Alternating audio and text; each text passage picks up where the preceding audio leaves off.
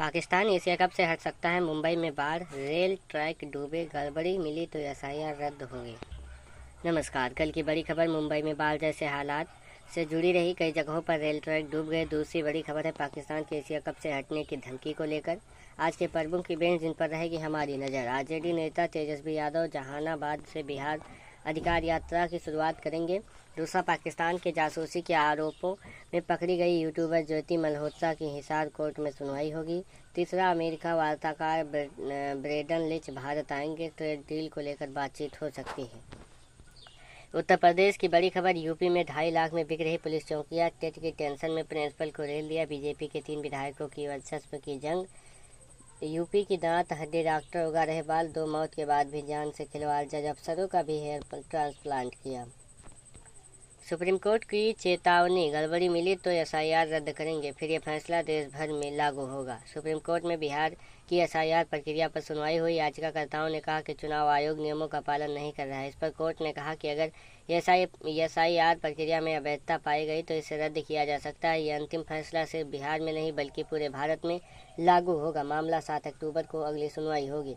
बिहार की नई voter list में गड़बड़ियां मिली। बिहार में मतदाता सूची में ठीक करने के लिए चुनाव आयोग ने एसआईआर प्रक्रिया चलाई थी। विपक्ष का आरोप है कि नई वोटर लिस्ट में कई तरह की गड़बड़ियां मिली हैं। कई जिंदा मतदाताओं को मृतक घोषित कर दिया गया है। वहीं कई मतदाताओं के एक से ज़्यादा जगह पर वोटर आईडी कार्ड बना दिए गए हैं। मामले को लेकर कई संगठन और विपक्षी नेताओं ने कोर्ट में याचिका दायर की है।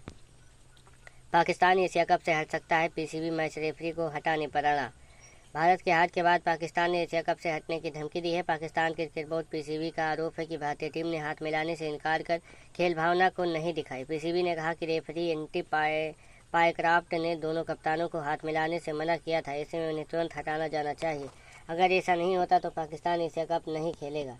भारतीय टीम ने हाथ नहीं मिलाया था। रविवार को दुबई मैच में हुए मैच खेलने के बाद भारतीय खिलाड़ियों ने पाकिस्तानी खिलाड़ियों के साथ हाथ मिलाने से इनकार कर दिया था। टॉस के वक्त भी भारतीय कप्तान सूर्य कुमार यादव ने पाकिस्तानी कप्तान सलमान आगा से हाथ नहीं मिलाया था। इस पर पाकिस्तान भड़क हुआ। पाकिस्तान के पूर्व तेज गेंदबाज शोएब अख्तर ने कहा, भारतीय टीम ने मैच में बहुत अच्छा प्रदर्शन किया, लेकिन यह सिर्फ क्रिकेट मैच था। इसमें राजनीति नहीं होनी चाहिए या नहीं लानी चाहिए।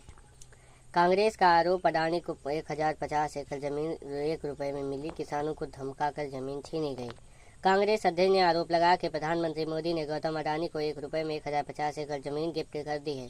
यह ₹1 प्रतिवर्ष के हिसाब से 33 साल की लीज पर दी गई है। इसमें 10 लाख पेड़ हैं जिन्हें काटा जाएगा। पार्टी प्रवक्ता पवन खेड़ा ने कहा कि किसानों में जबरदस्ती छीनी गई जमीन उन्हें नज़रबंद कर दिया गया है ताकि वे धरना प्रदर्शन न कर पाएं।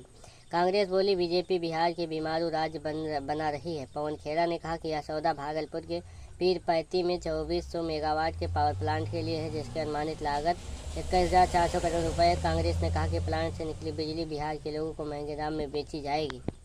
खेड़ा ने कहा, मोदी अपने दोस्त के लिए बिहार को लूट रहे हैं और यही सब करके प्रदेश को बीमारू राज्य बना रहे हैं। मुंबई में भारी बारिश से रेलवे ट्रैक डूबे। हैदराबाद में बाढ़ के हालात, 2 लोग बहे। मुंबई में भारी बारिश के बाद बाढ़ जैसे हालात। अंधेरी में सबवे पे 1.5 फीट तक पानी भर जाने से पुलिस ने इसे बंद कर दिया। दादर, कुर्ला और बांद्रा स्टेशन पर पानी भरने से लोकल ट्रेन की ट्रैक पर पानी भर गया। इससे ट्रेन 10 से 15 मिनट देरी से चली। वहीं हैदराबाद में भारी बारिश के बाद 2 लोग बाढ़ में बह गए। 3 डिजास्टर रिस्पांस फोर्स DRF उनकी टीम तलाश में जुटी है। राजस्थान में मानसून की विदाई शुरू। मौसम विभाग के मुताबिक रविवार को तय समय से 30 दिन पहले ही पश्चिमी राजस्थान में मानसून की विदाई शुरू हो गई है। राजस्थान के श्रीनगर, नागौर, जोधपुर और बीकानेर की मानसून विदा हो चुके हैं। अगले 2-3 दिन में पंजाब और गुजरात के कुछ हिस्सों में भी मानसून लौटना शुरू हो जाएगा, जबकि मध्य प्रदेश में मानसून 2 हफ्ते और रहेगा। पीएम बोले, आरजेडी और कांग्रेस के बिहार की पहचान को खतरा। इन्होंने राज्य की तुलना बीनी से की है। नरेंद्र मोदी ने बिहार के 40 करोड़ रुपए के प्रोजेक्ट शुरू किए। उन्होंने पूरिया एयरपोर्ट के नए टर्मिनल भवन का उद्घाटन किया। इस दौरान पीएम ने कहा कि कांग्रेस और राजद से बिहार के सम्मान के साथ पहचान भी खतरा है। ये लोग बिहार की तुलना बीनी से करते हैं। पीएम बोले, विपक्ष घुसपैठियों को बचाने में लगा। प्रधानमंत्री मोदी ने कहा, राजद और कांग्रेस घुसपैठी को बचाने के लिए यात्राएं निकाल रही हैं, प्रदर्शन कर रहे हैं, लेकिन घुसपैठियों पर ताला लगाना एनडीए की पक्की जिम्मेदारी है। राहुल पंजाब में बाढ़ पीड़ितों से मिले। पाक बॉर्डर से सटे गाँव में नहीं जा सके। कांग्रेस नेता राहुल गांधी ने पंजाब में बाढ़ पीड़ितों से मुलाकात की। इस दौरान गुरदासपुर में प्रभावित क्षेत्रों को ट्रैक्टर से दौरा किया। सुरक्षा कारणों के चलते वह पाक बॉर्डर से सटे गांव में नहीं जा सके। उन्होंने सोशल मीडिया प्लेटफॉर्म एक्स पर लिखा, बाढ़ ने पंजाब में भारी तबाही मचाई है। राज्य और केंद्र सरकार को जल्द से जल्द पीड़ितों को मुआवजा देना चाहिए। बाढ़ से 2000 गाँव प्रभावित। राज्य में बाढ़ से 23 जिलों में 2097 गाँव प्रभावित हुए हैं और लगभग 191,926 हेक्टेयर में फसलें डूब गई हैं। 15 जिलों में 52 लोगों की जान जा चुकी है। 6 दिन पहले प्रधानमंत्री नरेंद्र मोदी ने पंजाब का दौरा किया था और 1600 करोड़ रुपए देने की घोषणा की थी। पूरे वक्फ कानून पर रोक नहीं, 3 बदलावों पर स्टे, कलेक्टर नहीं ले पाएंगे प्रॉपर्टी विवाद पर निर्णय।